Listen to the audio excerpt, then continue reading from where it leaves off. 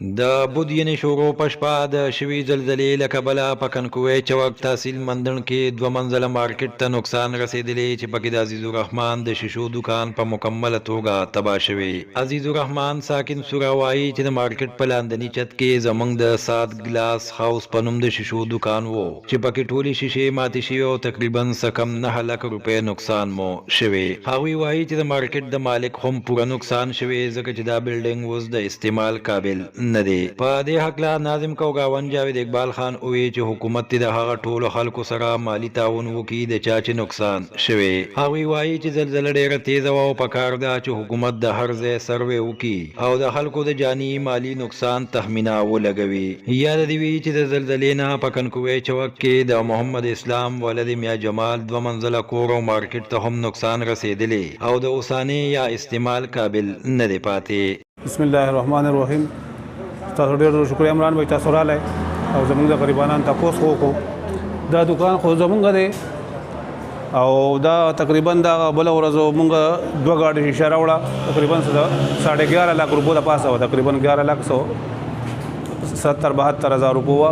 د دې نه مونږ دا بله ورځ ما د پته نه لګي داسې خو د شیشې خو مونږ په حساب کتاب کوو د زکات لپاره تقریبا 8,75,000 روپو شیشه مونږ سره پرته وه او هغه ټوله ماته شوې ده ټوله ډیمیج ده. تاسو وینئ دا د پرته راکته دا د 8,75,000 روپو مونږ په حساب وکړو بله ورځو نو زکات خو نو هغه د 8,75,000 روپو شیشه مونږ سره پرته وه. او د بلډینګ ته مو سره نقصان راغلی؟ دا بلډینګ دا ټوله ډیمیج شوی دی. دا غاړه تاسو ته ښکاري دغه غاړه دا ټول ډیمیج دی. دا هم لکه خطرې دی لکه راغورځېدو والا دی.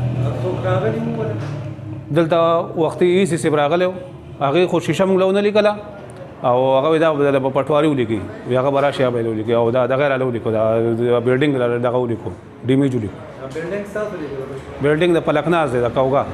نو دا خو سار دی لک ماته ووي نو ماته وی عمران ته ووایه نو ما تاسو ته ټلیفون وکړو ته هم رالې خدای خوشحاله کړه او دا خو دې غریب چې کم دی نه د غریبۍ دان له دوکانو سات او 8 لک روپو دی وي چې لکه موږ پکې دونه سامان ته زکات موږ حساب بلس کوو 8 لک روپو سامان دا کنه او لکه دایم خراب شو بلدار چې اوس په دې بل ځای ته شفټینګ کین هلته بر د تاوانونه او الماره هر څه تا ولید نو دوباره سامان چې وروړي دوکانونه لکه دته په کاروبار چې دوباره سٹارټ نه ډیر بوج وي په کنه نو حکومت هم خراب دی خو لکه دار چې دونه سلک ډیر دغه وکړي چې لکه د الکسر ستاونو کی او دا بلډینګ هم تاولي دنه لکه دا بلډینګ هم دغه شوی دی. د بلډینګ د مالک خو چې کم دی دا زموږ د ترز وې دی نه خو په سعودي کې دلته نه خو لکه دونه دغه وشونه لکه دا بلډینګ به چې کم دی نه لکه دغه بو شغل الکسر لګیم دا دو کې دا بلډینګ به دوباره سره بل چاره لپاره جوړ کی چې دغه شنو دغه موږ په خپای خو لکه سو زلزلہ و بیګاو نقصان پکې دی غریبو شو.